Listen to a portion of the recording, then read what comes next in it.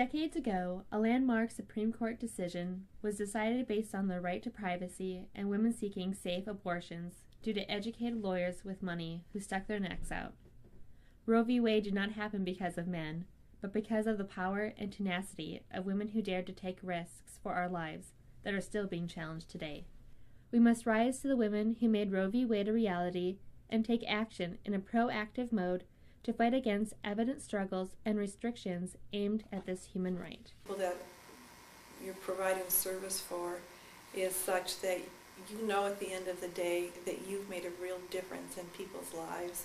Oftentimes, I would see someone years later who would say things to me about, I would never know the difference that we had made in their life, but we had. It was a life-changing decision for me.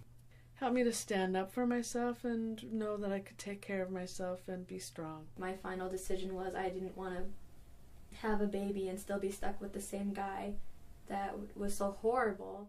Bovard's hard work and dedication impacted the community long before she focused on opening Fargo's first abortion clinic. Maybe it was 73 or 74, a phone service that was called the Abortion Referral Service of North Dakota. And it was listed in the phone book that way, and I took phone calls from people who were looking for a place to go. And most of the time I referred them to Minneapolis because there needed to be a component of counseling and information involved, and I knew the two doctors were not doing that. I started with Lucy Colludi, the first abortion rights organization after Roe v. Wade, called the North Dakota Council for Legal Safe Abortion, and it was a NARAL affiliate. And that existed up through the time that Fargo Women's Health opened in 1981. But once I became involved in opening the clinic, I stopped doing the political work, but I did political organizing in the state from 75 to 81. There were laws that regulated abortion in terms of the fact that only a physician could perform an abortion, and that abortions could only be done up to 12 weeks in an outpatient facility, that beyond 12 weeks they had to be done in a hospital. Other states that had challenged the laws, and the Supreme Court had in fact ruled that there was no medical reason that abortions could not be performed beyond 12 weeks in an outpatient facility. People opposed to abortion in North Dakota challenged us because we had done an abortion beyond 12 weeks that said a woman had to have her husband's consent to have an abortion, and that was struck down. It didn't really matter one way or another which decision I made because my partner wasn't going to be there for either one of them. That's just kind of how he was. I was involved with the ACLU in challenging some of the legislation in North Dakota that had already been declared unconstitutional. A building was purchased in 1981 to be remodeled into an abortion clinic. Word spread about the nature of the clinic due to how water was set up by part of the reconstruction crew.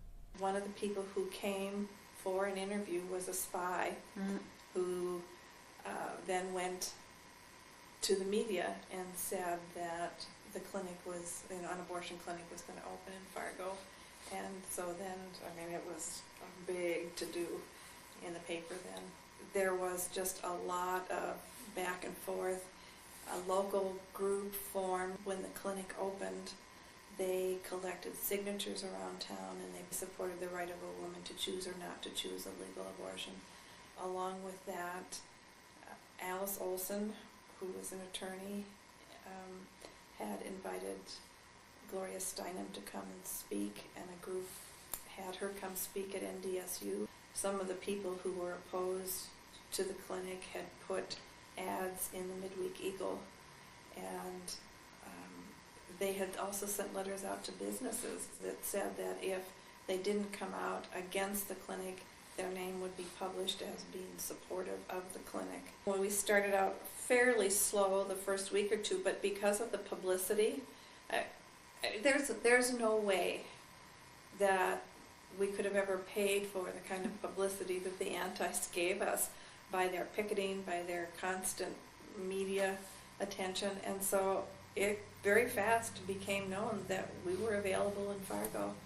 We became, for one thing, a story that the national media liked because we were the only clinic in North Dakota. We had picketing. We'd had picketing at my house continually. We'd had, that started like in '84. Initially, we got no help from the police department at all. Protesters would pound on patients' car windows. They would slowly creep across the front of the driveway so that the patient's car had to stop for them, and then they would orchestrate it so someone else would go and pound on the windows and try to talk to the people in the cars. Patients were pretty nervous about being attacked in their cars, and the police would do nothing about it. I had a regret at first because there's protesters outside telling me other things, and I got so angry I want to go up to them and say, you want, abortions to be taken away. What happened if your baby girl got raped? You would make her have that baby? I have no regrets about my abortion, none at all. I am today where I am because I was willing to take and trust myself as a woman. The law enforcement over the years slowly got better. But one of the primary issues was that the protesters would stand out in front of the clinic and yell at the top of their lungs. And it was a clapboard house, basically, that the clinic was in, and the sound penetrated so that even the doctor could hear the yelling inside the OR, which was disturbing, and we tried to do something about that, but were never successful. One of the things that stands out for me and has forever is how kind and compassionate the staff were, which was really important to me. Jane Bovard actually held my hand in OR, so I think that's pretty cool. These people came in with kryptonite bicycle locks, and they locked themselves together, like 3 people together with the locks looped through each other, and they sat down in the hallways, and they sat down in the surgical, we call them the ORs, the operating rooms, and we had to call the police to come in. They had to drill through the bicycle locks to get the people out, so it took them a good part of a morning. Everyone who wanted to be seen that day was seen. It just took them a little longer time. They came in with big pipes that they had themselves linked together in. They had these big metal boxes that they had rigged so that they could put their hands and feet and lock themselves inside it. So it was like an octopus with this center box, and then people coming out, 8 people coming out from the box in different ways. One of the protesters, Tim Lindgren, was welded inside of a car that they took wheels off of that blocked the driveway in front of the clinic, and he had to be cut out and removed. He had on depends so that I guess he expected to be in there all day, and that went, by that time there had been, the federal law had been passed that was the FACE law, that was the Freedom of Access to Clinic Entrance, and he was charged under that and found guilty and had to stay away from the front of that clinic. Regardless of anti-choice actions to prevent patients from entering the clinic, women were always able to have their procedure the day of their appointment. When somebody wanted an abortion, they really didn't care what they had to go through.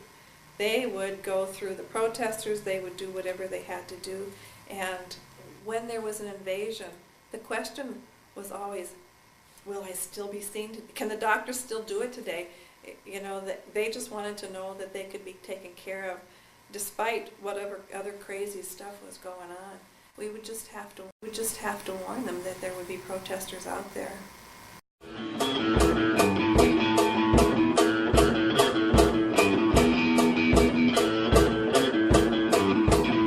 And I slammed my body lay down on top of him. And by the time when he got onto his stomach and he was continuing to roll, I put my elbow in his kidney, and he stayed put. And there was an officer there in a few minutes, few seconds. In the time of Lambs of Christ, clinic security was at an elevated level.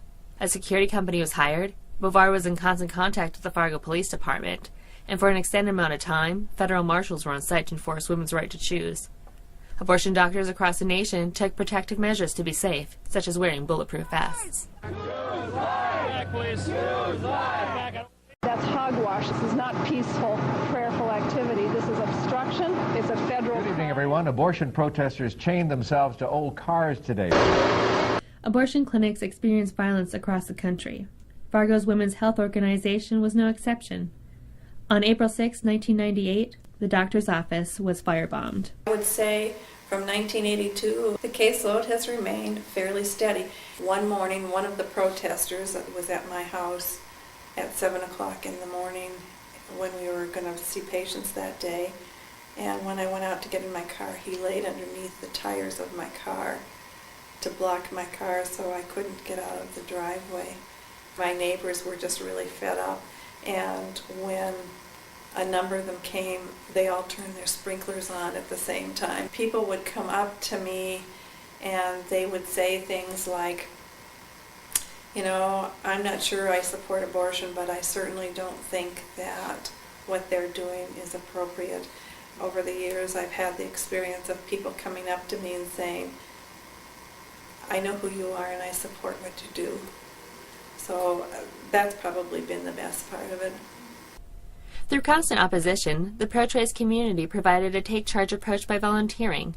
Over 100 volunteers aided the clinic and its patients through various means, such as safely escorting patients into the clinic. We had escorts that were helpful. Clinic staff didn't always know what the day would bring, but were always prepared for the unexpected. In an attempt to close abortion clinics, anti-choicers began frivolous lawsuits to whittle away money from clinics. I truly believe that their only reason for doing that was that they thought it would cost us a lot of money and put us out of business. We had a local attorney who helped with the case a bit, but for the most part, 99% of the legal work was done free, and it didn't cost us all that much, and we were able to win the case. The clinic was not only battling the sieges of protesters, but were challenging laws and fighting legislation restricting women's access to reproductive health care. The physician or the physician's agent had to give all kinds of information to the patient about the risks involved, and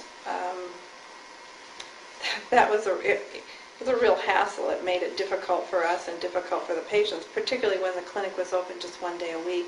If people didn't call enough in advance, they couldn't meet the 24-hour requirement. I think all society views abortion as it's bad and you're a horrible person. I don't really think I was raised that way. It's just the way the society looks at things. Because of the nature of society condemning people who had abortions, it was important for them to be able to talk to somebody, to have the whole abortion procedure explained to them, but also to have an opportunity to talk about their own feelings related to it. As recent as the fall of 2007, the Red River Women's Clinic was targeted by the National 40 Days for Life campaign. Similar to past tactics, it was promoted as a peaceful prayer vigil, but was actually a protest. Pro-choice leadership activated the community to support the clinic by letters of support and raising $1,000 for the WIN Fund. These things kind of come and go, and it's very frustrating to me because I see them out in front of the clinic using it as if it's their space, and it makes me really angry that patients have to walk through. Patients don't know what's going to happen to them, and I just wonder, A, how many other businesses would tolerate or have to tolerate people out in front of their building for 40 days and 40 nights. To me, it feels like a violation, a personal violation. I think the most disconcerting thing to me has been the fact that young women just kind of assume it's there, and I don't think that people realize how tenuous it is. During times such as the Lambs of Christ and the 40 Days for Life campaign, Media portrays pro-life as the dominant view of society, but in reality, it is not. Extremist groups are becoming successful in influencing policies and legislation. It is even more important that the pro-choice majority becomes more active than we have been in the past. It's your body, your choice, your right to choose.